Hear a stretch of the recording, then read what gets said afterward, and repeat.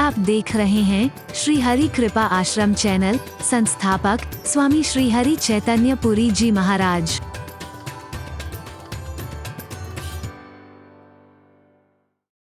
अरे तार में करंट जा रहा है, लेकिन न दिखने मात्र से जो कहे कि इसमें करंट नहीं हो सकता है, मूर्ख होगा, अज्ञानी होगा, अल्पज्ञ होगा। हवा चल रही है, दिख रही है क्या आपको? बोलो ना, यू कैन फील इट। आप इसे अनुभव कर सकते हैं। पेट में दर्द हो रहा है, ऐसा ही एक आदमी कहने लगा, आज मेरे पेट में बड़ा। मैंने कहा दिखा दो। महाराज जी क्या बात करते हो, पेट का दर्द कैसे दिखाऊं? तो मैंने कहा भगवान न दिखने से तूने कह दिया कि भगवान नहीं हो सकता, तो मैं भी मानता हूं तेरे पेट में दर्द हो ही नहीं रहा। अगर तू दिखा दे तो मैं मान जाऊं कि तेरे पेट में दर्द हो रहा है। अरे इसके लिए कुछ प्रयास करना पड़ता है, खाली ये बहस की चीजें नहीं है। अगर तू प्रयास करे तो उसको प्रकट भी कर सकता है। अग्नि लकड़ी तत्व में है, लकड़ी के अंदर अग्नि है, लेकिन अगर तू घर्षण करे, रगड़ता जा, तो सामान्य लकड़ी तो क्या, शीतल से शीतल चंदन को भी रगड़ता चला, उसमें से भी चिंगारी निकल आएगी, अग्नि प्रकट हो जाएगी। पर तेरे को कुछ प्रयास करना पड़ेगा उसके लिए, ऐसे ही दर्शन नहीं हो जाएगा। दूध में मक्खन है, लेकिन अपनी आंखों से नहीं दिख रहा, और हम कहते हैं इसमें मक्खन हो ही नहीं सकता है, तो मूर्ख होंगे हम लोग, अज्ञानी होंगे, हम अल्पज्ञ होंगे। समझदार लोग कहेंगे बड़ा नासमझ आदमी, से पता ही नहीं। हाँ भाई, इसके लिए प्रयास करना पड़ता है, पहले दही जमाना पड़ता है, और दही जमाना काय का प्रतीक है? एकाग्रता का। हिलाओगे डिलाओगे तो नहीं जमेगा। अरे बोल, हम लोग एकाग्र होते हैं क्या? बोलो ना, दही की तरह एकाग्रचित्त होने की कोशिश करो ना, स्थिर होने की कोशिश करो ना, चंचलता को थोड़ा छोड़ो ना जरा। जैसे उसे ढक करके रखा जाता है, ऐसे तुम भी अंदर थोड़ा अपने आप को ढकने की कोशिश, अर्थात अंतर्मुख होने की कोशिश करो ना। फिर देखो आप स्थायित्व आ जाएगा, जम जाओगे। और जहां दही जमा, फिर समुचित मंथन करना शुरू करो ना। ज्यादा करोगे तो मक्खन नहीं निकलेगा, कम करोगे तो मक्खन नहीं निकलेगा। हरि बोल। जितना समुचित है उतना मंथन करो, फिर देखो जिस दूध में तुम्हें मक्खन नहीं दिख रहा था, उस मक्खन को अपनी आंखों से देख सकते हो, अपने हाथों में लेकर के उसका एहसास कर सकते हो, यहां तक कि खाकर के उसका स्वाद भी देख सकते हो। कोई मुश्किल नहीं। लेकिन न दिखने मात्र से हम कह दें कि इसमें मक्खन हो ही नहीं सकता है, इसमें करंट हो ही नहीं सकता है, पेट में दर्द हो ही नहीं सकता है। फूल में खुशबू है, लेकिन दिखती है क्या? अरे बोल, दिखती है क्या? बोलो सारे, सारे बोलो, पीछे तक आवाज आनी चाहिए। अरे बोल, अरे बोल। फूल में खुशबू है, लेकिन दिखती नहीं है। मेहंदी में रंग है, लेकिन लाली है उसमें, पर you have to do something. प्रयास करना पड़ेगा, खाली ऐसे ही दर्शन नहीं हो जाएगा। खैर, एक अलग विषय हो गया। न दिखने मात्र से जो कहे कि ये चीज हो ही नहीं सकती, ये तो उसकी अल्पज्ञता का परिचय होगा। और लड़ाई वही होती है, little knowledge is always dangerous. नीम हकीम और खतरे जहां जहां पूरी नॉलेज नहीं होती है, वहीं पर लड़ाई है, वहीं पर विवाद है, वहीं पर झगड़ा है। ये जानकारी का अभाव है। जिसने कभी सूर्य देखा ही नहीं था, जिसने कभी प्रकाश देखा ही नहीं था, वो बहस करने लगा, क्या बात है, अबे वो उल्लू उल्लू कह रहा है। अरे बोल, दिमाग खराब है तेरा? ये सूर्य नाम की कोई चीज नहीं होती है, रोशनी नाम की कोई चीज होती नहीं। उन्होंने कहा भैया होती है, किसी से पूछ ले तू, किसी से पूछ लूं? बोले हाँ, दुनिया में किसी से पूछ ले, तेरे को बता देगा कि इसमें दुनिया में सूर्य नाम की कोई चीज है, प्रकाश नाम की कोई चीज है या नहीं। कहीं भी पूछ लो। बोले हाँ, तो चल मेरे साथ। हंस को जो पूरा आश्वस्त था, कहने लगा कहीं भी ले जाए, दुनिया का कोई आदमी सूर्य के अस्तित्व को और प्रकाश को नकार ही नहीं सकता है। उन्होंने कहा तू जहां चाहे वहां ले चल। अगर 100 आदमी कह दे कि सूर्य और प्रकाश नहीं होता है, तो तू मुझे जान से मार देना। अरे बोल। और अगर सूर्य और प्रकाश हुआ तो मैं तेरे को जान से मार दूंगा। अरे बोल। चलो भाई, कहां चलना है? हंस कहने लगा कि जहां तेरा मन करे उल्लू, तू वहां चले आ। अब वो कहां गया? जंगल में ले गया उसे, वृक्षों के झुरमुट में, जहां अंधेरा था थोड़ा, और 100-200 उल्लू उसके परिवारजन बैठे थे, तो वहीं ले गया। अब बहुत से लोग कह देते ना, 200-400 आदमी कह रहे हैं तो बात झूठ थोड़ी हो सकती है, पर 200-400 किस तरह के लोग हैं? आजकल तो बहुमत का जमाना है जी। जब इतने लोग कह रहे हैं तो बात झूठी थोड़ी हो सकती है, पर किस तरह की प्रवृत्ति के लोग कह रहे हैं, ये भी देखना पड़ेगा। वहां 200-400 उल्लू बैठे हुए थे। अंदर घुसने की कोशिश की है। हरि बोल, हरि बोल। जब अंदर घुसने की कोशिश की, हल्का हल्का अंधेरा था, उल्लू को भी थोड़ा दिखने लगा, और वो जो बैठे थे उल्लू, उनको भी थोड़ा दिख रहा है। वो कहते भाई तू आज कहां से आ रहा है? अपने बिरादरी के लोग को पहचाना उसने, और ये तेरे साथ में कौन है? ये बड़े बड़े पंखों वाला है, कौन है तेरे साथ? बोले अपने आप को हंस बताता है, तेरे साथ क्यों आया है? बोले एक फैसला करना है। ये कहता है कि दुनिया में सूर्य नाम की चीज होती है, दुनिया में रोशनी नाम की, प्रकाश नाम की कोई चीज होती है। ये कहता किसी से पूछ लो दुनिया में, आप बताओ भाई 200 लोग बैठे हो, क्या सूर्य नाम की चीज होती है? सारे बोले नहीं भैया, कोई सवाल ही नहीं, हमने तो आज तक नहीं देखी। क्या रोशनी कोई चीज होती है? बोले कोई सवाल ही नहीं है। बोले पकड़ो इसको, हमारी शर्त थी, अगर सूर्य और रोशनी नाम की चीज लोगों ने कह दिया नहीं होती है तो ये जान से मार दें, तो चलो इसको जान से मारते हैं। हंस बेचारा घबराया, डर के मारे भागा। वो तो वृक्षों के बीच से बाहर निकला तो रोशनी थी, उल्लुओं को दिखना बंद हो गया तो बच गया, वरना तो मारा जाता बेचारा। ये सत्य, अगर आपको सत्य का साक्षात्कार हो भी चुका है तो भी हर एक के सामने उसका उद्घाटन, बोलो ना, हर एक से बहस मत करो। पीछे एक चर्चा हुई, महाराज जी क्या गणेश जी ने दूध पिया? हरि बोल, कमाल है। अब बात तो बहुत पुरानी हो गई, लेकिन चर्चा आ गई तो क्या महाराज जी गणेश जी ने दूध पिया? मैंने कहा बिल्कुल पी सकते हैं, क्यों नहीं पी सकते भाई, हमारे यहां भोग लगाते ही ना, अगर पी ना सकते होते तो। हरि चैतन्य कैसे कह सकता है कि गणेश दूध नहीं पी सकता है? मैं कैसे कहता? महाराज जी झूठ भी बोल लो, लोग बोल रहे होंगे, मैंने कहा बोल रहे होंगे, ये भी हो सकता है। हरि बोल। भाई जिनका पिया है उन्हें खुश होना चाहिए, आगे जाकर के बहस करके और गणेश जी का अपमान क्यों करा रहे हो? तुम्हारे अंदर तो एक प्रसन्नता होनी चाहिए, बहस करने की चीज ही नहीं है। अरे आज हमारे हाथ से गणेश जी ने दूध भी लिया भाई, गणेश जी ने हमारी भावनाओं को स्वीकार कर लिया है। आगे बहस करोगे, कोई कहेगा अबे बकवास मत कर यार, ये पत्थर की मूर्ति का दूध पी सकती है, अपने धर्म का मजाक मत उड़वाइए। जो लोग इन चीजों को स्वीकार नहीं करते उनके सामने कभी उद्घाटन मत कीजिए। अगर ऐसा है तो आप खुश होइए ना, और नहीं है तो अपनी भावनाओं को और बढ़ाइए।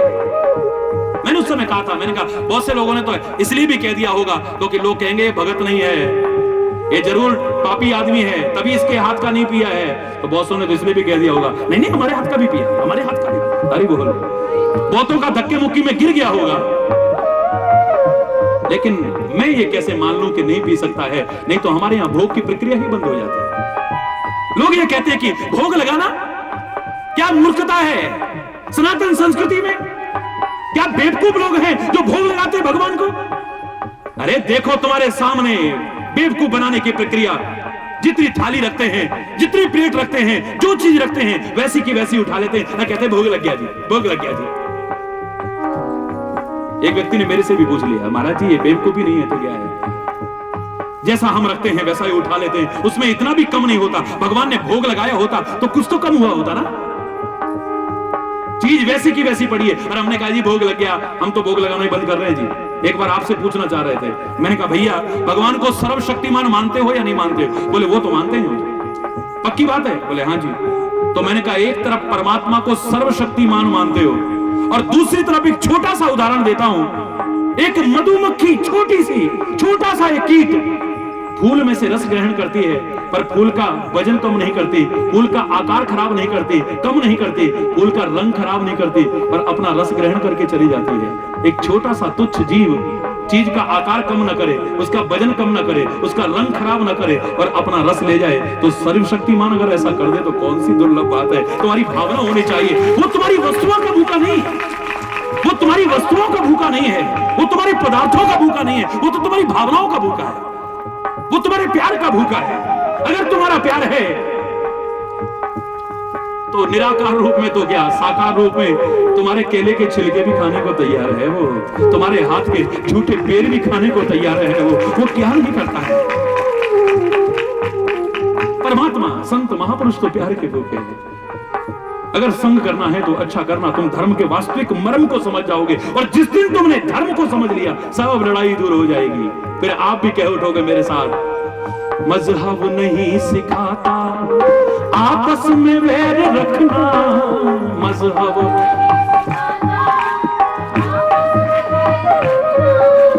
मजहब नहीं सिखाता आपस में वैर रखना, मजहब नहीं।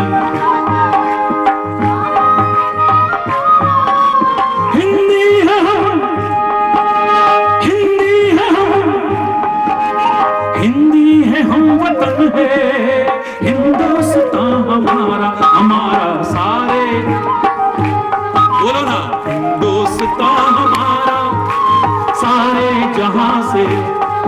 और वर्तमान की तो बहुत जरूरत है ये मेरे प्यारे बच्चों, मेरे भाइयों, मेरी बहनों।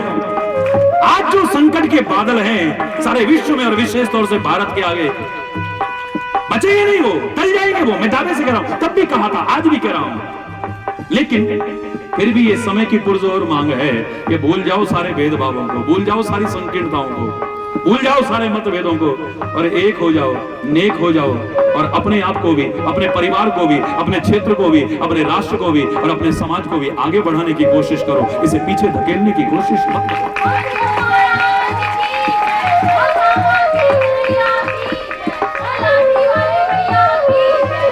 कल मेरे से एक भाई पूछ रहा था, महाराज जी गुजरात में जो हुआ क्या हिंदू मुसलमानों ने अच्छा किया है?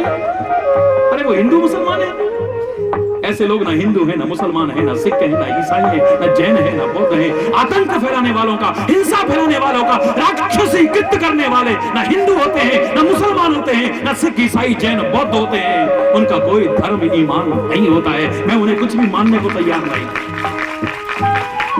ऐसे कुकृत्य, मैंने तो उस समय भी कहा था, शर्म आनी चाहिए हम लोगों को।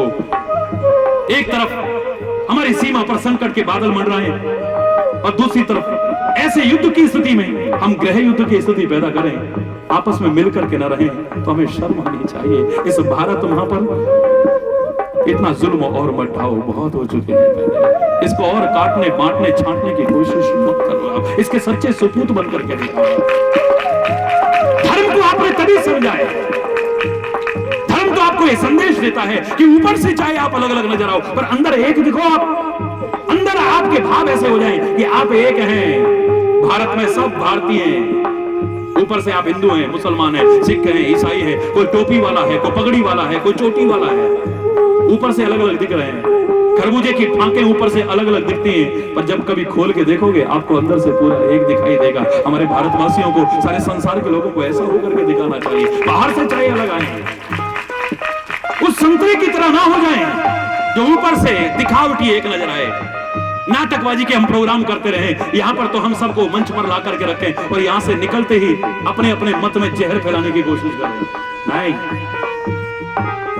यहां पर सबको एक मंच पर खाली झूठे प्रचार के लिए इकट्ठा करके ये सब धर्मों के देखो लोग आ रहे हैं ना यहां पर। नहीं, ऐसा मत बनो जो ऊपर से एक दिखो लेकिन संतरे की फांके जैसे अंदर अलग अलग होती हैं, अंदर सबके दिल बटे हुए हो। ऐसा बनने की कभी कोशिश मत करिए। ऐसा बनने की कोशिश करो और ये तभी हो पाएगा जब अच्छा संग करोगे। तो गलत संगति में बैठोगे, आपके कानों में गलत बातें आएंगी, आपकी आंखें गलत देखेंगी, आपके मन मस्तिष्क में गलत विचार आएंगे, अपने आप को भी बर्बाद कर बैठोगे। अरे बोलो, अपने घर की शांति को भी बर्बाद कर बैठोगे। परमात्मा और गुरुओं के प्रति, संतों के प्रति, अपने धर्म के प्रति अपनी श्रद्धा, भावना और आस्था को भी खत्म कर बैठोगे। इस राष्ट्र में जो एकता, प्रेम और सद्भाव होना चाहिए था उसको भी खत्म कर बैठोगे। समाज में जो शांति का साम्राज्य होना चाहिए था उसको भी खत्म कर बैठोगे। या धर्म तो आपको हर क्षेत्र की से, धर्म तो इतना व्यापक शब्द है, इतना व्यापक शब्द है कि कोई भी बिंदु से छूट नहीं सकता है। अगर धर्म को सच्चे अर्थों में अपना लें तो ये सबसे पहले आपसे ये कहेगा कि बस अपना अच्छा संग करना शुरू कर दो। आंखों से अच्छा देखो, कानों से अच्छा सुनो, जबान से अच्छा बोलो, मन मस्तिष्क से अच्छा विचार करो, पैरों से अच्छी जगह चल करके जाओ। तुम्हारा जीवन अच्छा बनेगा और तुम सबका एक एक करके जीवन अच्छा बन जाए तो घर अच्छे हो जाएंगे, नगर अच्छे हो जाएंगे, मोहल्ले अच्छे हो जाएंगे, राज्य अच्छे हो जाएंगे, राष्ट्र अच्छा हो जाएगा और संसार सारा बिल्कुल ऐसा होगा जो शायद हमने कभी कल्पना भी न की। इतना अच्छा बन जाएगा। एक एक व्यक्ति से ही समाज बनता है, एक एक व्यक्ति से ही राष्ट्र बनता है, एक एक व्यक्ति से ही परिवार बनता है। आज हमारी प्रवृत्ति क्या है? महाराज जी, सारी दुनिया बड़ी गंदी हो गई, आप बताओ, आपने कभी ऐसा कहा होगा कि नहीं कहा होगा? बोलो। महाराज जी सारी दुनिया बड़ी गंदी हो गई है, आपको क्या लगता है? वो ये नहीं, सारे बोलो, बोलो ना please please. Maharaj ji please कह रहे हैं यार, आप नहीं बोल रहे, बोलो ना, शर्म मत करो, बोलो ना। सारी दुनिया है अच्छी हो गई है, कैसी हो गई है? बोलो ना, बड़ी गंदी हो गई है। आपकी तरह बहुत लोग आते हैं मेरे पास, महाराज जी दुनिया बड़ी गंदी हो गई है। तो मैंने कहा भाई साहब आप दुनिया में रहते हैं या दुनिया से परे रहते हैं? दुनिया में रहते हैं, आप भी गंदे हैं क्या? अरे बोलो ना, इधर ध्यान से सुनना। महाराज जी दुनिया बड़ी गंदी हो गई है। मैंने कहा आप दुनिया से बाहर हैं या दुनिया के अंदर रहते हैं? बोले दुनिया के अंदर रहते हैं, तो आप भी गंदे हैं या नहीं?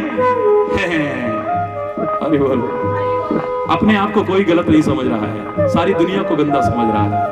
अरे एक एक व्यक्ति अगर अच्छा होता जाए, एक एक व्यक्ति सुधरता जाए, तो घर सुधर जाए, मोहल्ले सुधर जाए, नगर सुधर जाए, राष्ट्र सुधर जाए और सारा संसार सुधर जाए। ऐसा बन जाए तो सोचा भी ना होगा। तभी तो मैंने कहा था आओ मिलके विचार करें, आओ मिलके विचार करें, पहले हम आप सुधरे फिर सबका सुधार करें। पहले हम आप सुधरे फिर सबका सुधार करें। आओ मिलके विचार करें, आओ मिलके पहले हम आप सुधरे फिर सबका सुधार करें। पहले हम आप सुधरे फिर सबका सुधार, सबका सुधार, फिर सबका सुधार करें।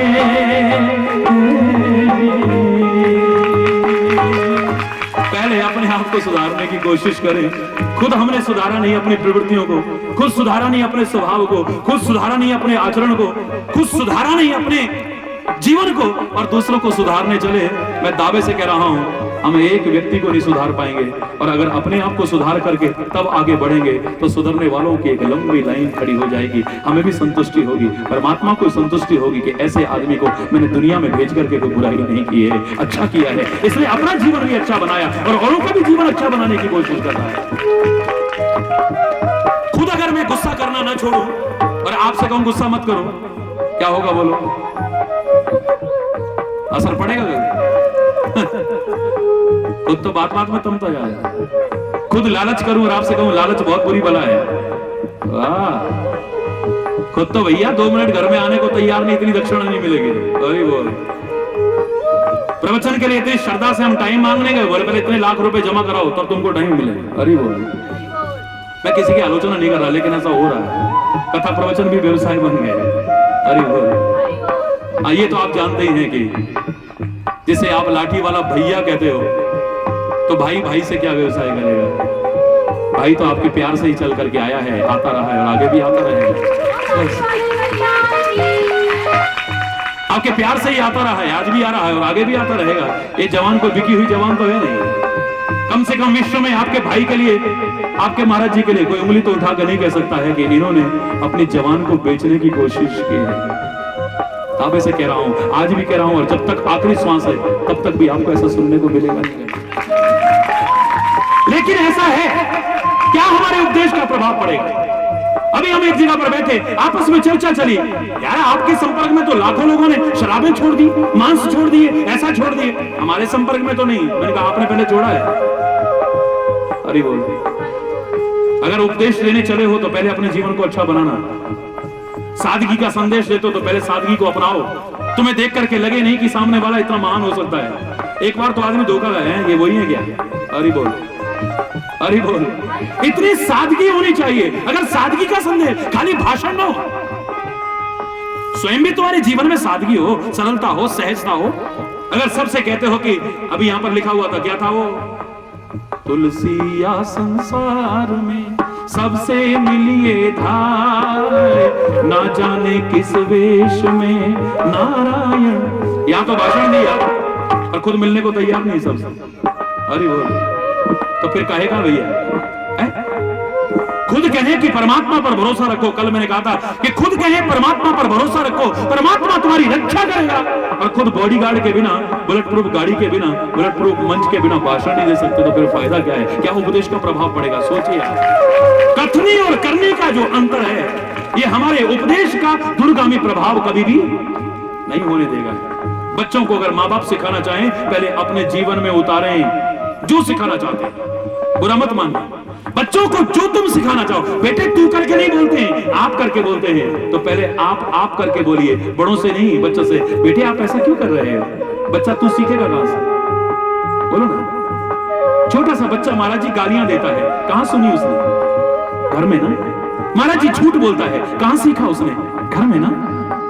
कोई मिलने आया, वैसे स्पष्टवादी बन करके चाहे जिसका चाहे जो अपमान कर दो, लेकिन जब कोई मिलने आए, बेटा जाओ कह दो मम्मी घर में नहीं है। अरे बोल, अब बच्चा कह रहा मम्मी घर में बैठी है और कह रही है घर में नहीं है। ये झूठ बोलने के संस्कार हम नहीं तो पैदा करें, और जब वो बोलते तो हमें दुख क्यों होता है? सोचिए। अरे हमसे बेईमानी कर दी, किसने सिखाई बेईमानी? बोलो ना जरा। बुरा मत मानना। आज हम क्या कर रहे हैं अपनी औलादों के साथ? अपने जीवन में जब तक हम नहीं अपनाएंगे और उसको भाषण देने की कोशिश करेंगे, उसका कोई प्रभाव नहीं पड़ेगा। माता पिता बच्चों को सिखाना चाहे, शिक्षक विद्यार्थियों को सिखाना चाहे, संत समाज को सिखाना चाहे, और गुरु शिष्य को सिखाना चाहे, जब तक अपने जीवन में पहले नहीं उतारेगा, आचरण में नहीं लाएगा, उसके उपदेश का प्रभाव हर किसी पे नहीं पड़ेगा। नहीं पड़ेगा उसके उपदेश का प्रभाव। कथनी और करनी का अंतर हमारे उपदेश का प्रभाव नहीं पड़ने देगा। गुरुजी आपने तो शराबें छुड़वा दी लोगों की, गुरुजी आपने तो मांस छुड़वा दिए, बीड़ी सिगरेट छुड़वा दिए, तंबाकू गुटखा छुड़वा दिया, ये पान मसाले जो जहर थे धीमे वो छुड़वा दिए गुरुजी। मेरा बच्चा तो गुड़ खाता है, उसका गुड़ छुड़वाना कौन सा मुश्किल है? छुड़वा दीजिए ना गुरुजी। गुरुजी ने कहा माताजी 15 दिन बाद आना। क्यों? बोले बहस मत करो। 15 दिन बाद बच्चे को लेके मां आई, और गुरुजी क्या कहते हैं? बेटा गुड़ खाना बुरी बात है, ये है वो है। बड़े प्यार से डरा करके हर तरह से समझाने की कोशिश की। बच्चे के मन में खौफ पैदा हो गया और समझ भी आ गई कि गुड़ खाना अच्छी बात नहीं है। दांतों में दर्द होता था, रात भर ना सोता था, ना किसी को सोने देता था। माँ बाप परेशान, घर के लोग परेशान, और खुद भी परेशान। समझ गया वो तो गुड़ खाना बंद कर दिया।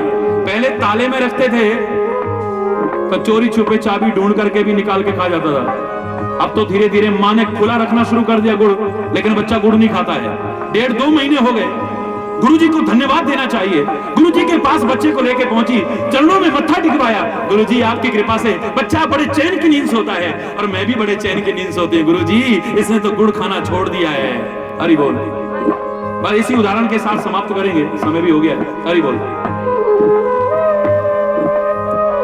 गुरुजी आपने बड़ी कृपा करी, पर एक बात समझ में नहीं आई। जो आपने भाषण 15 दिन बाद दिया था, इसे 15 दिन पहले भी तो दे सकते थे ना। अरे बोलो ना, जोर से बोलो ना। 15 दिन पहले भी तो सिखा सकते थे, बोलना ही तो था। संत बड़े सरल शब्दों में कहता है, माँ मैं सिखा सकता था, लेकिन तब तक गुड़ मैं खुद खाता था, और मेरे को सिखाने के बाद ये गुड़ छोड़ सकता था, पर कभी खाते देखता तो कहता गुरुजी हमसे तो कहते हैं गुड़ मत खाओ, और खुद गुड़ खाते हैं। मेरे उपदेश का दूरगामी प्रभाव नहीं पड़ना चाहिए। पहले मैंने खुद गुड़ खाना छोड़ा है, तब बच्चे को सिखाया। रामेति रामेति रमे रामे मनोरमे भक्तनाम तत्पुल्यं श्री राम नाम मराणे स्वाहा। राम श्री राम नाम मराणे स्वाहा। राम रामेति रामेति रमे रामे मनोरमे भक्तनाम तत्पुल्यं श्री राम नाम मराणे स्वाहा। राम रामेति रामेति रमे रामे मनोरमे भक्तनाम तत्पुल्यं श्री राम नाम मराणे स्वाहा। राम रामेति रामेति रमे रामे मनोरमे भक्तनाम तत्पुल्यं श्री राम नाम मराणे स्वाहा। राम रामेति रामेति रमे रामे मनोरमे भक्तनाम तत्पुल्यं श्री राम नाम मराणे स्वाहा। राम रामेति रामेति रमे रामे मनोरमे भक्तनाम तत्पुल्यं श्री राम नाम मराणे स्वाहा। राम रामेति रामेति रमे रामे मनोरमे भक्तनाम तत्पुल्यं श्री राम नाम मराणे स्वाहा। राम रामेति रामेति रमे रामे मनोरमे भक्तनाम तत्पुल्यं श्री राम नाम मराणे स्वाहा। राम रामेति रामेति रमे रामे मनोरमे भक्तनाम तत्पुल्यं श्री राम नाम मराणे स्वाहा। राम रामेति रामेति रमे रामे मनोरमे सत्सनाम तत्तुल्यं श्रीराम नाम वरानने स्वाहा राम रामेति रामेति रमे राम स्वाहा राम रामेति रामेति रमे रामे मनोरमे सत्सनाम तत्तुल्यं श्रीराम नाम वरानने स्वाहा राम रामेति रामेति रमे रामे मनोरमे स्वाहा ओम नमः संभवाय च मयो भवाय च नमः शंकराय च महेश्वराय च नमः शिवाय च शिवधराय च स्वाहा ओम नमः संभवाय च मयो भवाय च नमः शंकराय च महेश्वराय च नमः शिवाय च शिवधराय च स्वाहा ओम त्र्यंबकं यजामहे सुगन्धिं पुष्टिवर्धनं उर्वारुकमिव बन्धनां मृत्युर्मुक्षीयमां प्रसाद स्वाहा ओम त्र्यंबकं यजामहे सुगन्धिं पुष्टिवर्धनं उर्वारुकमिव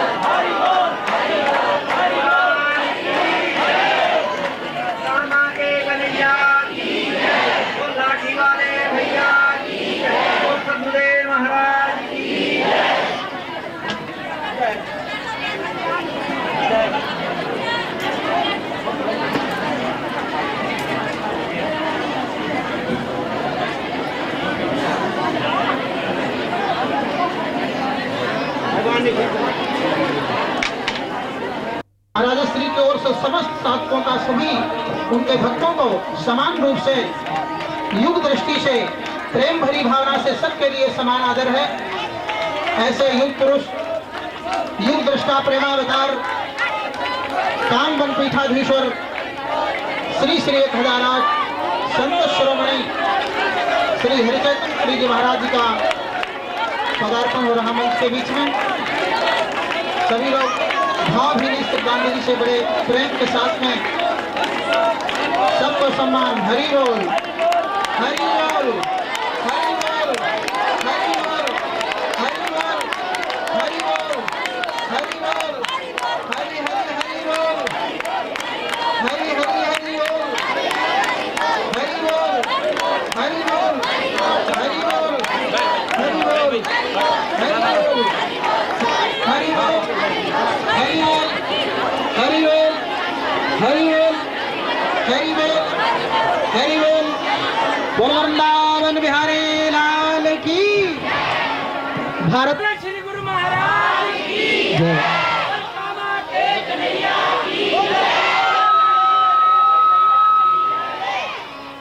हो गया और टेंट लग गया।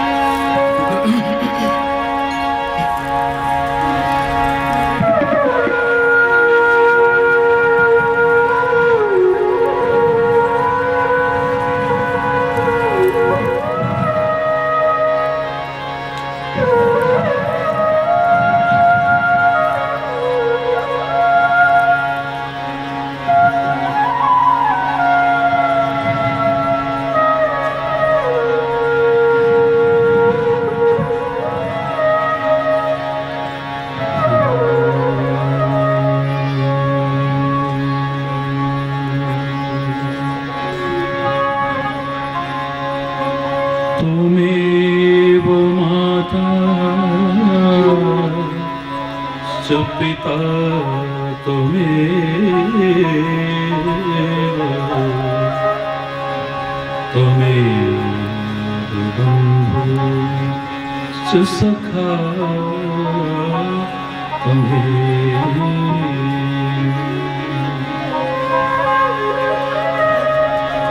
त्वमेव विद्या द्रविणो त्वमेव त्वमेव सर्वं मम देव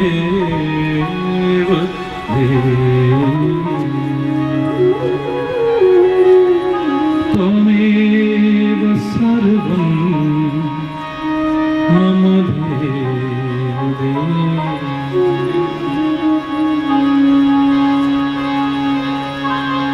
चैतन्य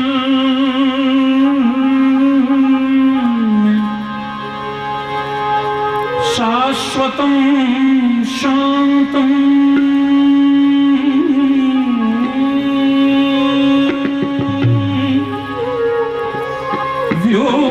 व्योमातीतं निरञ्जनम्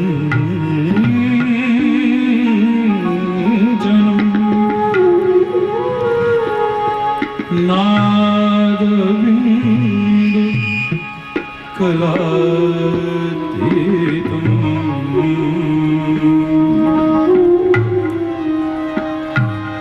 तस्मै श्री गुरुवे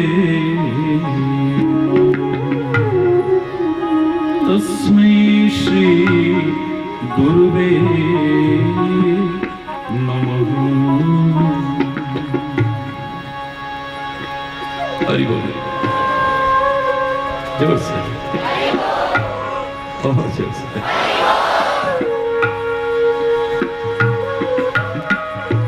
ताप से पीड़ित लोगों ने बहुत प्रार्थनाएं करके भेजी हैं। आपकी प्रार्थना में प्रभु की ओर अग्रसर कर सकता हूं। मैं भी आपके साथ प्रार्थना करता हूं। मैं भी उसी का एक दास हूं। आप क्या समझते हैं ये आपकी भावना है, लेकिन हम सब मिलकर के प्रार्थना करते हैं। और एक भजन के लिए तो 15-20 पत्र यहां पर आ चुके हैं। आपकी भावना और प्यार को देखते हुए क्यों ना हम वहीं से शुरू करते हैं और सचमुच वो साकार हो जाए। नहीं कहूंगा मैं तो दृढ़ विश्वास से कहता हूं वो होगा, पक्की बात। हरि बोल। भजन बहुत प्यारा है। घनश्याम के 2 अर्थ होते हैं और आज तो आपको एक ही नजर आ रहा है, वो घनश्याम अर्थात काले काले बादल।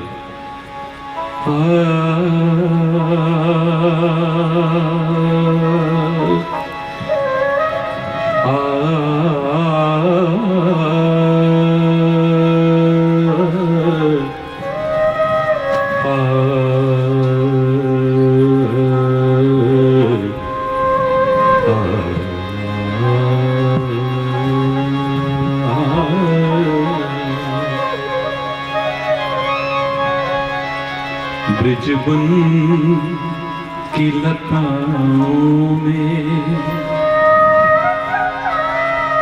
घनश्याम तुमको देखूं। ब्रिजबन की लताओं में घनश्याम तुमको देखूं।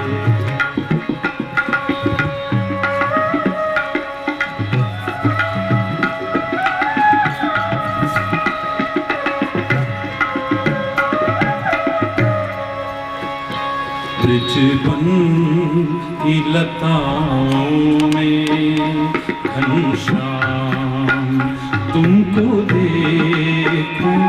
ब्रिजबन की लताओं में घनश्याम तुमको देखूं। घनघोर घटाओं में घनश्याम तुमको देखूं। घनघोर घटाओं में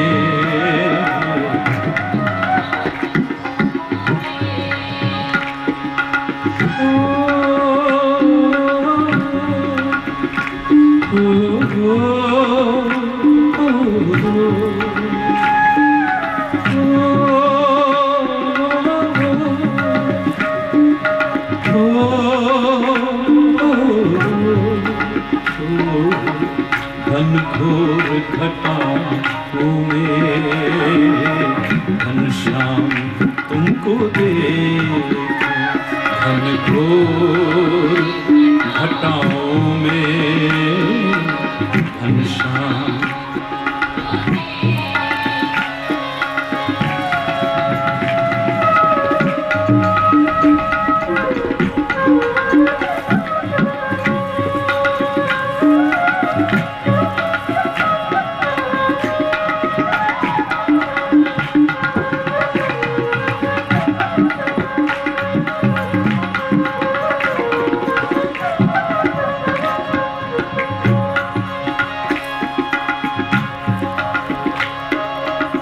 यमुना का किनारा हो,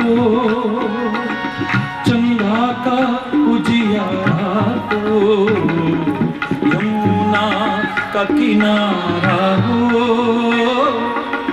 चंदा का उजियारा हो, नित रास रचाते हो, घनश्याम तुमको देख, नित रास रचाते हो, घनश्याम तुमको देख, घनघोर घटाओं में घनश्याम तुमको देख, घनघोर घटा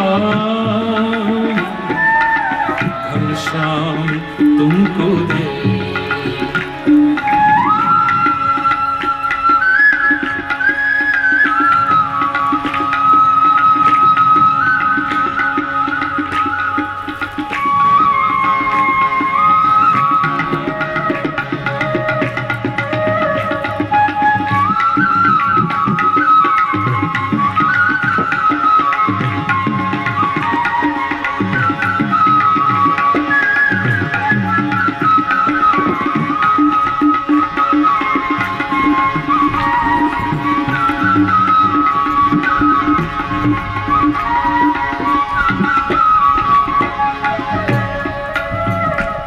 तिरछे खड़े हो नटवर, तिरछा मुकुट हो सर पर,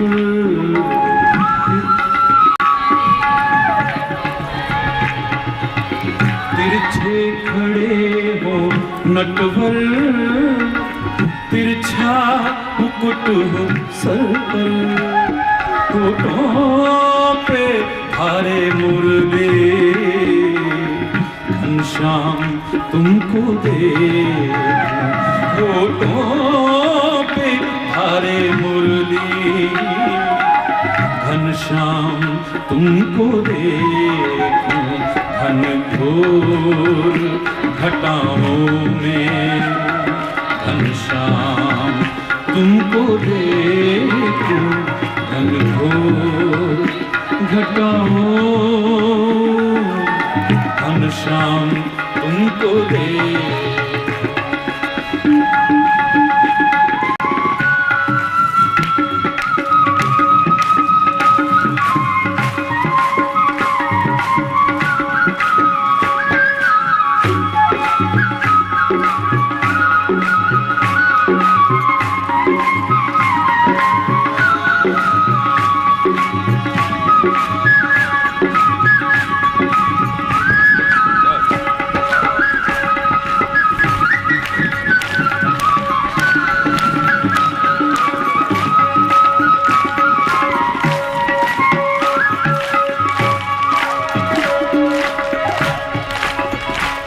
घर घर में गिरधारी हो,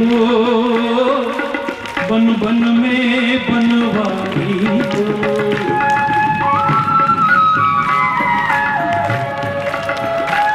घर घर में गिरधारी हो, बन बन में बनवारी हो, जिस रूप में निहारूं घनश्याम तुमको देख, जिस रूप में निहारूं घनश्याम तुमको देख, घनघोर घटाओं में घनश्याम तुमको देखूं, घनघोर घटाओं में घनश्याम तुमको देख।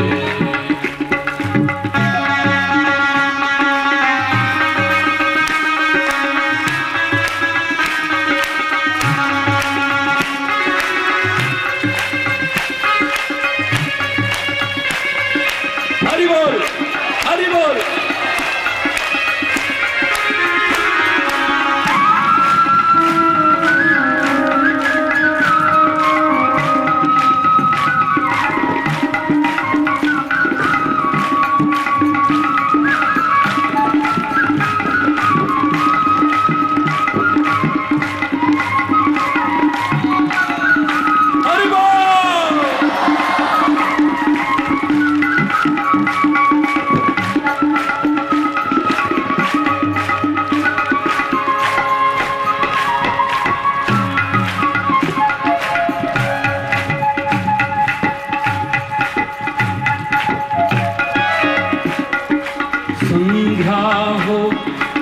सवेरा हो, दिन हो या अंधेरा हो, संध्या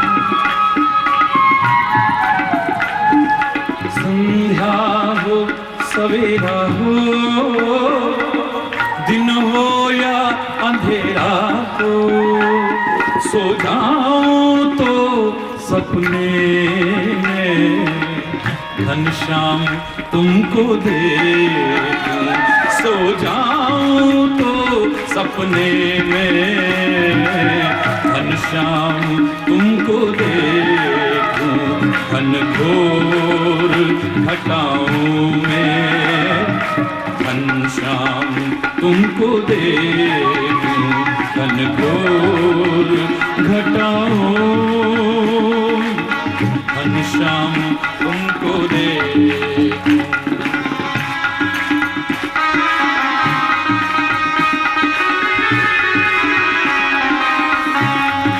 हरि बोल, हरि बोल।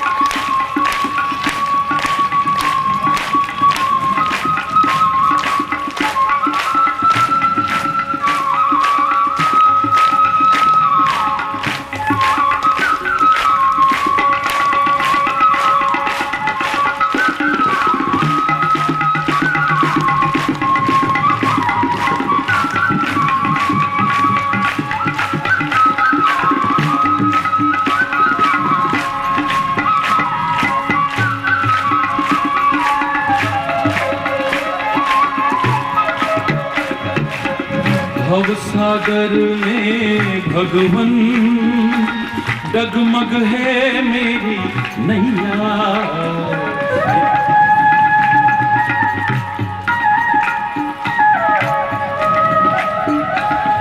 भव सागर में भगवन डगमग है मेरी नैया, पतवार लिए कर में घनश्याम तुमको देखूं, पतवार लिए कर में घनश्याम तुमको देखूं, घनघोर घटाओं में घनश्याम तुमको देखूं, घनघोर घटाओं में घनश्याम तुमको देखूं, ब्रजबन की लताओं में घनश्याम तुमको देखूं, ब्रजबन की लताओं में घनश्याम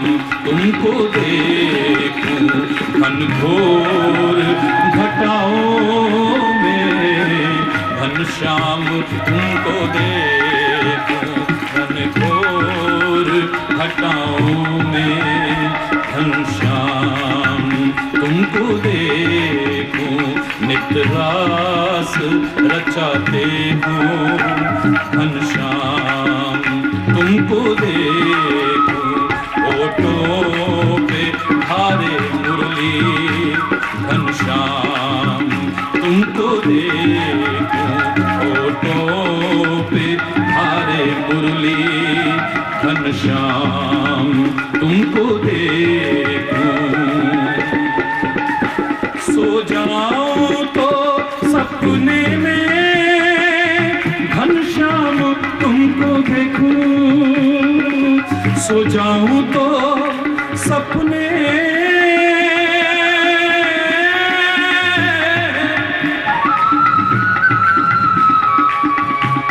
सो जाऊं तो सपने में घनश्याम तुमको देखूं, घनश्याम तुमको देखूं, पतवार लिए कर में घनश्याम तुमको देखूं, पतवार लिए कर में घनश्याम तुमको देखूं, घनश्याम तुमको देखूं, घनश्याम तुमको देखूं, घनश्याम तुमको देखूं।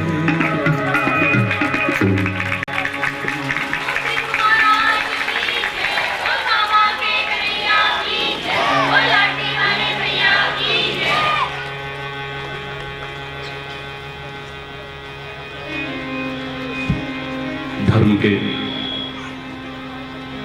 वास्तविक मर्म को जिन्होंने हमें समझाना था, अफसोस कि हम खुद ही उसके वास्तविक मर्म को आज नहीं समझ पा रहे हैं। वर्तमान में तो धर्म की स्थिति है वो आपके सामने है।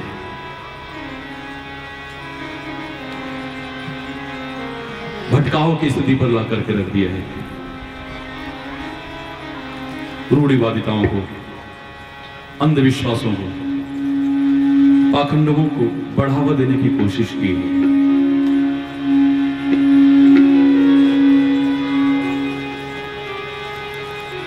कथनी और करनी का अंतर मिटा करके अपने उपदेश को हास्यास्पद बना दिया है हम लोगों ने। गुरु का पद तो बहुत ऊंचा है। परमात्मा तक अवतार लेकर के, जिसकी सेवा करके, जिसकी पूजा करके, जिसका अर्चन वंदन करके महिमा को प्रतिष्ठापित करते हैं, वेद जिसकी महिमा को गाते हैं, ग्रंथ जिसकी महिमा को गाते हैं, उस सद्गुरु की महिमा कम तो नहीं हो सकती। लेकिन कौन सा सद्गुरु? सद्गुरु मिले जाहि जिमी संशय भ्रम समुदाय, जिसके मिलने पर हमारे संशय दूर हो जाए, हमारे भ्रम दूर हो जाए, हमारी शंकाएं दूर हो जाए, हमारा अज्ञान दूर हो जाए, जो हमें अज्ञान से ज्ञान की ओर ले जाए, जो अंधकार से प्रकाश की ओर ले जाए, जो असत्य से सत्य की ओर ले जाए, अधर्म से धर्म की ओर ले जाए, बुराई से अच्छाई की ओर ले जाने की कोशिश करे, वो सब हो जो खाली हमारे धन पर निगाह नहीं दौड़ाता है।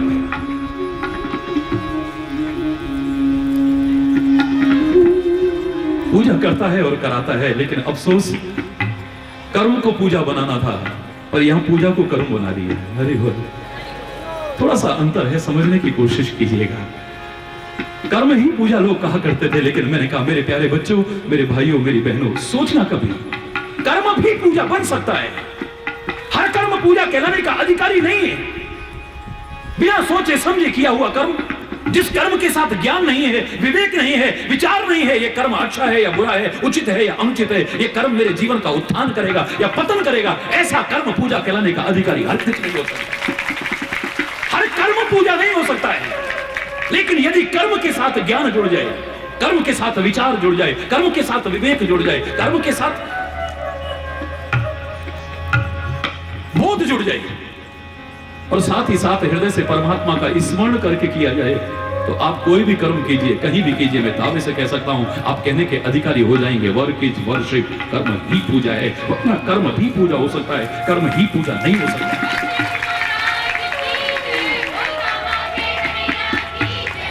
आप भी विचार कीजिए कभी, जिस कर्म के साथ हमें विचार नहीं है, ये कर्म करना चाहिए कि नहीं करना चाहिए, विधि निषेध का बोध नहीं है। चाहे जो कर्म चाहे जैसे किए जा रहे हैं, बस चाहे जीवन का उत्थान हो, चाहे जीवन का पतन हो, चाहे कर्म करके लाभ हो या हानि हो, ऐसा हर कर्म पूजा नहीं हो सकता है। कर्म प्रधान हो सकता है, लेकिन सब कुछ नहीं हो सकता है। कर्म के साथ ज्ञान और भक्ति के महत्व को आप नकार नहीं सकते हैं। गीता में भी परमात्मा श्री कृष्ण ने 18 अध्याय में 6 अध्याय में 3 भागों में विभक्त किया है गीता को। 6 में सांख्य अर्थात ज्ञान योग है, 6 में उपासना अर्थात भक्ति योग है, और 6 में कर्म योग है। कर्म, भक्ति और ज्ञान का सुंदर समन्वय आपके जीवन को इतना दिव्य बना देगा, इतना आदर्श बना देगा, इतना ऊंचा उठा देगा कि शायद आपने कभी कल्पना भी न की हो। और इनका समन्वय स्थापित करना है हृदय से उस परम सत्ता का स्मरण करते हुए, वही एक परम सत्ता जिसे आप राम कहें, कृष्ण कहें, शिव कहें, अल्लाह कहें, वाहेगुरु कहें, खुदा कहें, जो कहें आप, कोई मेरा विरोध नहीं है। हृदय से उसका स्मरण करते हुए और विचार पूर्वक कर्म करें तो आपका हर कर्म पूजा हो सकता है। ज्ञान और भक्ति का समन्वय आपके जीवन को बहुत सुंदर और दिव्य बना सकता है, कर्म के साथ यदि कर लिया जाए। मैंने एक बार कहा था, मेरे प्यारे बच्चों, आप सब कह देते हैं कर्म ही पूजा है। विचार करिए, मेरे चेहरे पर 3 प्रमुख अंग हैं, आंखें हैं, कान है, मुख है। मेरी आंखें ना होती मैं जीवित रह सकता था, मेरे कान ना होते मैं जीवित रह सकता था, और आंख और कान दोनों ना होती, खाली मुख भी रहता तो मैं जीवित तो रह सकता था, लेकिन चेहरे का सौंदर्य और जीवन का जो आनंद इन तीनों के रहते उठा सकता हूं, खाली मुख के द्वारा नहीं उठा सकता। एक आंखें क्या है? ये ज्ञान का प्रतीक है जो देखना सिखाती है, संभल करके चलना सिखाती है। ये कान क्या है? ये भक्ति का स्वरूप है। ये हमारे यहाँ भक्ति का शुभारंभ भी यहीं से है। श्रवणम, श्रवण से शुरू होता है। श्रवण अधिक नव भक्ति दृढ़ाई, तुलसी ने भी उसका इशारा किया है। न हो ज्ञान रूपी आंखें मेरे पास, ना हो भक्ति रूपी कान मेरे पास, मात्र कर्म रूपी मुख है। मैं अपना जीवन तो व्यतीत कर सकता हूं, लेकिन जैसे इन तीनों के अभाव में चेहरे का सौंदर्य और जीवन का आनंद नहीं उठा सकता था, ऐसे ही मात्र कर्म करता हुआ भक्ति और ज्ञान से शून्य भी मैं जीवन तो व्यतीत कर सकता हूं, लेकिन जीवन के सौंदर्य का विकास और जीवन का आनंद जो चाहता हूं कभी नहीं उठा पाऊंगा। याद रखिए, तो कर्म को पूजा बनाना था हमने, अपने कर्म को ज्ञान और भक्ति का समन्वय, सुंदर समन्वय स्थापित करके इसे पूजा बनाना था हमने। पर हमने तो पूजा को ही कर्म बना दिया है। जो कर्म कांड करते हैं मैं उसका विरोध नहीं कर रहा हूं, अरे बोलो, लेकिन वहां पर पूजा नहीं है मेरे प्यारे बच्चों। शायद लोगों को तो कहा जाता है आंखें बंद कीजिए, ध्यान कीजिए, हाथ जोड़िए, पुष्प अर्पित कीजिए, पर शायद अधिकांश लोगों का ध्यान सामने यजमान की जेब पर होता है, परमात्मा की ओर नहीं होता है। जिन्होंने पूजा को अपना कर्म बनाया है उनका ध्यान परमात्मा की ओर कितना रहता है, उंगलियों पर कितने लायक मिल जाएंगे। जिन्होंने पूजा को अपना कर्म बनाया है, पुजारी बनकर के, कितना ध्यान परमात्मा की ओर रहता है और कितना लोगों की ओर रहता है। मैं कर्मकांड का विरोध नहीं कर रहा हूं, मैं पूजा पाठ का विरोध नहीं कर रहा हूं, मैं पुजारियों की महिमा को कम नहीं कर रहा हूं, लेकिन इतना तो जरूर कहूंगा मेरे प्यारे बच्चों कि अपने कर्म को, हर कर्म को जो चाहे तुम करो, उसे पूजा बनाने की कोशिश करो, ज्ञान और भक्ति का समन्वय स्थापित करके। मात्र पूजा को ही अपना कर्म मत बना लेना, वरना क्या होगा, आप खाली पूजा करेंगे, कर्म छोड़ देंगे। अरे बोल, और मेरा परमात्मा तो यही सिखाता है कि मेरा तो स्मरण करो, लेकिन साथ में अपने कर्म और कर्तव्य का कभी भी परित्याग करने की कोशिश मत करिए। अपना कर्म मत छोड़िए, अपने कर्तव्य से विमुख मत होइए, कभी भी विमुख नहीं होना है। आपने जो भी कर्म करना है उसे पूजा स्वरूप बनाना है, हर कर्म को भक्ति स्वरूप बनाना है, हर क्षण को भक्ति स्वरूप बनाना है। मैं तो यहां तक कहता हूं, पूजा का और भक्ति का हमारे चंद क्षण न होगा, इस सुबह और शाम नहीं। मैं तो यहां तक कहने में संकोच नहीं करता हूं, आप दुकान पर बैठे हैं तो, स्कूल में पढ़ रहे हैं तो, पढ़ा रहे हैं तो, कार्यालय में जा रहे हैं तो, मार्ग में चल रहे हैं तो, आप जहां भी चल रहे हैं, जो भी कर रहे हैं, आपका हर क्षण, हर कर्म भक्ति स्वरूप बन जाए, तब तो आपने गुरु की उपदेशों का अर्थ समझा है, वरना अभी पूरी तरह से समझने की कोशिश नहीं की। ये जो भ्रम में हम जी रहे हैं, ये जो भ्रमों में हम जी रहे हैं, संशय में हम जी रहे हैं, अंधविश्वासों में जी रहे हैं, रूढ़िवादिताओं में, परसों में रो पड़ा था जब मैंने पढ़ा था अखबार में, इतने स्वार्थी हो गए हम लोग। इंद्र देवता बारिश कर दे खाली इसके लिए अपनी घर की लाज को, अपनी बहू बेटियों को नग्न करके हम हल जुतवा रहे हैं। शर्म आनी चाहिए, भूखे मर जाओ इससे तो, भूखे मर जाओ इससे तो, शर्म आनी चाहिए। इतने स्वार्थी हो गए हम कि हमारी कोई कामना पूरी हो जाए, हम अपने बेटे की बलि चढ़ाने को तैयार हैं, हम किसी निर्दोष की हत्या करने को तैयार हैं, बकरों की बलि चढ़ाने को तैयार हैं, मुर्गों की बलि चढ़ाने को, इतने स्वार्थी हो गए। हम तो इंसान भी कहलाने के अधिकारी ही रह गए। ये गुरु पूर्णिमा का पर्व क्यों मनाया जाता है? क्योंकि एकमात्र सदगुरु, और मैं नहीं कहता सदगुरु खाली हरिचेतन है या सदगुरु खाली फलाना संत है। सदगुरु आप किसी को भी बना सकते हैं।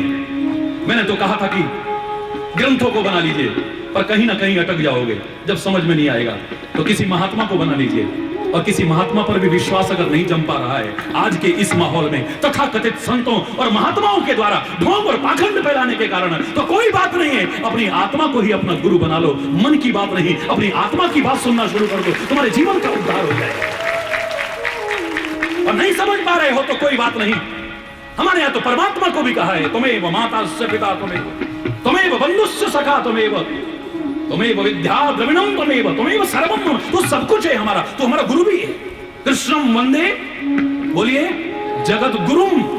तू परमात्मा को ही अपना गुरु बना ले। कैसे बनाऊंगा? परमात्मा मेरे सामने आएगा? अरे परमात्मा कहां नहीं है जो आएगा कहीं से चला गया है क्या? ये आना शब्द ही उसकी सर्वव्यापकता को कम सिद्ध कर रहा है। आप एक तरफ कहते हैं सर्वव्यापक है, आएगा कहां से भी? अगर आना होता तो प्रहलाद जल करके खाक हो गया होता, टुकड़े टुकड़े हो चुके होते प्रहलाद के, क्योंकि आने में कहीं विलंब भी हो सकता है। अरे बोल, अगर आता होता कहीं से तो द्रौपदी की लाश तो कब की लुट चुकी होती।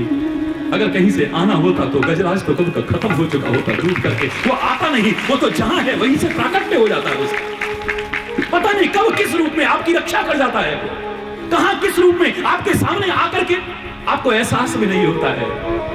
यही तो हमारी संस्कृति ने सिखाया है। भारत एक ऐसा है जहां पर कंकर कंकर को शंकर मानने का संदेश दिया है। यहाँ वृक्षों की पूजा होती है, यहाँ नदियों की पूजा होती है, या पर्वतों की पूजा होती है, या सागरों की पूजा होती है, या पौधों की पूजा होती है, या माँ बाप की पूजा होती है, यहाँ अतिथि की पूजा होती है, यहाँ किस किस की पूजा नहीं होती है। यही दिखाया है कि सर्वत्र अगर उसके दर्शन करो तो किससे विरोध करोगे? ये विरोध, हिंसा, द्वेष, घृणा सारा समाप्त हो जाएगा। ऐसी कौन सी संस्कृति है दुनिया? कभी समझने की कोशिश कीजिए आप, ये गुरु पूर्णिमा पर्व क्यों मनाया जाता है? ये उस गुरु के लिए है जो अभी तक हम इंसान नहीं बन पाए, मानव का शरीर पा करके भी। ब्रह्मा ने तो हमें, विधाता ने तो हमें, परमात्मा ने तो हमें मानव का शरीर दिया है, पर मानव बनाया हो, इंसान बनाया हो, कोई गारंटी नहीं है। मैं भगवान की महिमा को कम नहीं कर रहा, तो मैं तो भगवान के गुण गाता हूं, लेकिन समझने की कोशिश कीजिए, गुरु की महिमा को भी कम नहीं कर सकता हूं। अरे बोल, जोर से बोलो ना। वो गुरु, उसको भी तो गुरु कह सकते हैं ना, लेकिन गुरु के स्वरूप की महिमा को कम नहीं कर सकता हूं मैं। परमात्मा ने कृपा करके मानव का शरीर दिया है, विधाता ने कृपा करके मानव का शरीर दिया है, लेकिन मानव के शरीर को पाकर के कितने मानव बने, कितने इंसान बने? बोलिए। परमात्मा के दिए मानव के शरीर को पाकर के हर कोई इंसान बना हो, कोई गारंटी नहीं है। कोई चोरी कर रहा है, कोई डकैती कर रहा है, कोई रिश्वत खा रहा है, कोई कुकर्म कर रहा है, कोई अधर्म कर रहा है, कोई कैसा जीवन जी रहा है। परमात्मा के दिए मानव को शरीर को पाकर के हर कोई मानव या इंसान बनाओ, कोई गारंटी नहीं है, लेकिन गुरु के बताए रास्ते पर चल करके कोई इंसान ना बनाओ, एक उदाहरण आपको नहीं मिलेगा ऐसा। बोलिए, मैं जबरदस्ती थोप नहीं रहा हूं आप पर, विचार कीजिए। अब आत्मा को चाहे आपने गुरु बनाया, चाहे परमात्मा को गुरु बनाया, चाहे ग्रंथों को गुरु बनाया, उसके बताए रास्ते पर चल करके आप सच्चे इंसान बनेंगे। मेरे प्यारे बच्चों,